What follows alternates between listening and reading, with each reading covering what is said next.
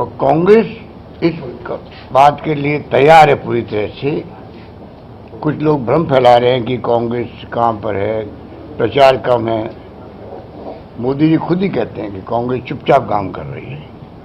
पता नहीं मोदी जी का ये कहने का क्या आशय था, वो तो वो जानते हैं। फिर कांग्रेस पूरी तरह शुरू से आखिर तक, राहुल जी आए थे दाऊद के अंदर, बड़ी रैली हुई। 5 सितंबर को अहमदाबाद में आए तो बहुत बड़ी रैली हुई। सारे ऑब्जर्वर लगा दिए गए जिलों के अंदर, ब्लॉक के अंदर, विधानसभाओं के अनुसार वो काम कर रहे हैं। तो तमाम जगह काम हो रहा है। हाँ, इतना ही है, मीडिया एक तो दबाव में है मोदी जी के केंद्र के अंदर। आप देख रहे हो कि दिल्ली का मीडिया भी क्या है, लोकल वाले तो फिर भी पता नहीं कोई हिम्मत करते होंगे। और केजरीवाल जी पैकेज देते हैं, तो ये भी लोकतंत्र के लिए खतरे वाली बात है।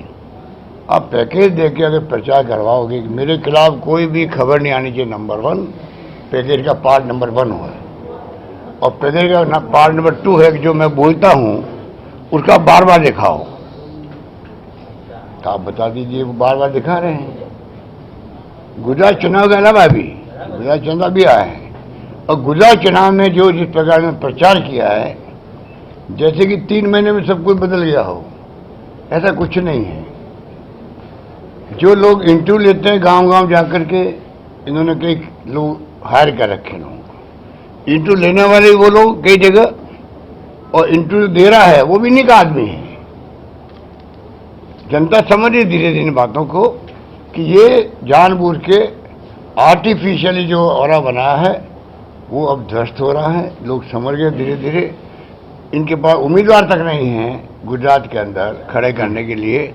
ये भी इनके एजेंडे का पार्ट है बीजेपी के, इलेक्शन कमीशन को प्रभावित करो और फैसले करवाओ। कई ऐसी घटनाएं हो चुकी है। हिमाचल के साथ में चुनाव हो रहे हैं, जानबूझ के जब तक मोदी जी का, अमित शाह जी के दौरे पूरे नहीं हो जाए उद्घाटनों के और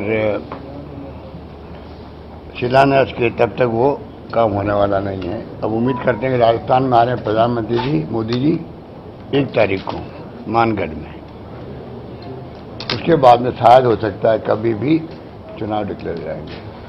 हालात बड़े गंभीर है जो हम देख रहे हैं।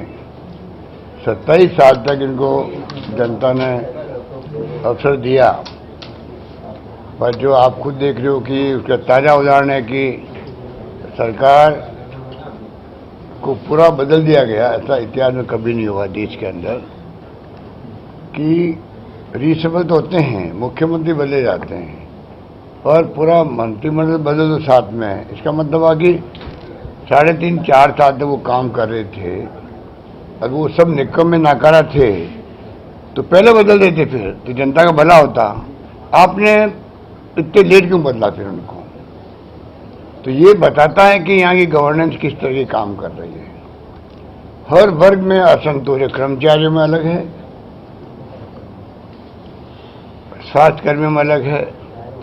कोई वर्ग ऐसा नहीं है जो इस सरकार से खुश हो। मजबूरी के अंदर वो लोग आज तक साथ देता है।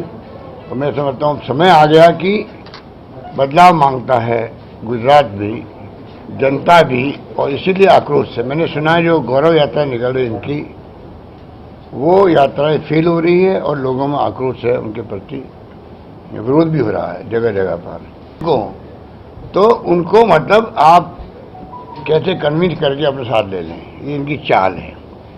तो चालें लोग समझ रहे हैं, जिस प्रकार से नई नई बातें ला रहे हैं ये, और ध्यान बटा रहे हैं लोगों का। ये कोई अच्छी परंपरा नहीं है। चुनाव लोकतंत्र जिंदा रखा कांग्रेस ने आज़ादी के लगातार, चाहे वो एक रखा अखंड रखा देश को। इंदिरा जी ने अपनी जान दे दी, पर खालिस्तान ने बनने दिया। ये कोई कम बात नहीं थी। मैं तो उनके हर मंत्री था, मुझे मालूम है कि डिप्टी मिनिस्टर था मैं। तो क्या हालात थे उस वक्त में देश के, आप मेरे कई लोग जानते होंगे, सुना होगा आप लोगों ने कि क्या हालात बन गए थे। उसका मुकाबला भी किया। राजीव गांधी जी शहीद हो गए। तो एक तरफ तो ये पार्टी है जो लोकतंत्र में, हमारी कोई दुश्मनी किसी से नहीं है, पर हमेशा प्रोग्राम, पॉलिसी और प्रिंसिपल के आधार पर राजनीति होती है लोकतंत्र के अंदर, अगर लोकतंत्र विचार आपका है तो, और वही होना चाहिए। पर बीजेपी का जो रवैया है उससे हटके है, वो टोटली फासिस्ट सोच के लोग हैं। लोकतंत्र का मुखौटा पहना हुआ है चुनाव जीतने के लिए, और वो सरकार में आते हैं, धर्म के नाम पे सरकार में आते हैं। तो ये जो उनका तरीका है, ये लोकतंत्र के लिए खतरे की घंटी है। आज संविधान की धज्जियां उड़ रही है। जो आपके उदाहरण आपके सामने हैं, जो अनंत पटेल, उनका किस्सा आपके सामने है। जो मुलजिम थे उनको पकड़ने के बजाय उनके खिलाफ मुकदमा दर्ज कर दिया, गौरव पंडित के खिलाफ मुकदमा दर्ज कर दिया। काले झंडे दिखाओ गुजरात के अंदर, आप जेल जाओ या पासा में बंद हो जाओ। ये गुजरात जैसे गांधी के प्रदेश के अंदर शर्म आती है हम लोगों को, जब गांधी में हम गर्व करते हैं। प्यार, मोहब्बत, भाईचारे से राजनीति करो, विचारधारा की बात करो पब्लिक के सामने, अपने प्रोग्राम बताओ, आप क्या करना चाहते हो जनता के लिए, आपकी पॉलिसी क्या है, आपके सिद्धांत क्या है, ये बताओ। उसकी बजाय आप गवर्निंग जो कर रहे हो जिस प्रकार से, मैं समझता हूँ वो उचित नहीं है। तो हालात बड़े गंभीर है, और इसीलिए राहुल गांधी जी ने जो वचन कहे हैं, गारंटी दी है प्रदेश को, मैं आपको फिर रिपीट करना चाहूँगा। वो सब पॉइंट आपके पास है, मैं पॉइंट को रिपीट नहीं करना चाहूँगा, पर ये मैं कह सकता हूँ कि आपका पड़ोस में हम लोग आपके पड़ोसी हैं राजस्थान के सरकार। आप पाएंगे कि वहाँ हम लोगों ने किस प्रकार से फैसले किए हैं सभी क्षेत्रों के अंदर, सभी क्षेत्रों के अंदर। अगर मैं शिक्षा की बात करूँ तो वहाँ हमने 70 साल में कॉलेज खोली 250, हमने अभी 3 साल में खोली 210, 90 कॉलेज लगभग गर्ल्स की है उसके अंदर। और यहाँ ये कर दिया हमने कि जहाँ 500 लड़कियाँ होगी गाँव के अंदर भी, कस्बे के अंदर भी, उसको कॉलेज बना दिया जाएगा वहाँ पर। ये फैसला भी हमने किया। स्कूटी हम दे रहे हैं, साइकिल हम दे रहे हैं बच्चों को, हम बच्चों को विदेश तक भेज रहे हैं। 200 बच्चों को प्रतिवर्ष पूरा फीस 50 लाख, 1 करोड़, 1.5 करोड़ जो भी होगी सरकार देगी। वहाँ के छात्र जाते हैं विदेश के अंदर, 100 से अधिक जा चुके हैं। तो वहाँ पे ये हमने फैसला किया है। स्कूल सिर्फ अलग दे रहे हैं और साथ में छात्रों के लिए अनुप्रति योजना है, जहाँ पे कोचिंग फ्री करवाते हैं 15,000 बच्चों को, 20,000 बच्चों को ले रहे अभाव में लोग, क्योंकि कोचिंग का पैसा भी लोगों के पास नहीं होता, तो कंपटीशन में वो पीछे रह जाते हैं। तो कई तरह की स्कीम मैंने चला रखा है, जिसके कारण से राजस्थान का छात्र इक्वल फील्ड पे वो आगे बढ़ सके और वो कामयाब हो सके। इस दिशा में हम लोग आगे बढ़ रहे हैं।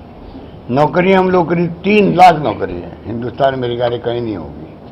1.25 लाख तो लग चुकी है, 1 लाख का प्रोसेस चल रहा है, इंटरव्यू हो रहे हैं, एग्जाम हो रहे हैं, और 1 लाख की मैंने घोषणा कर रखी है।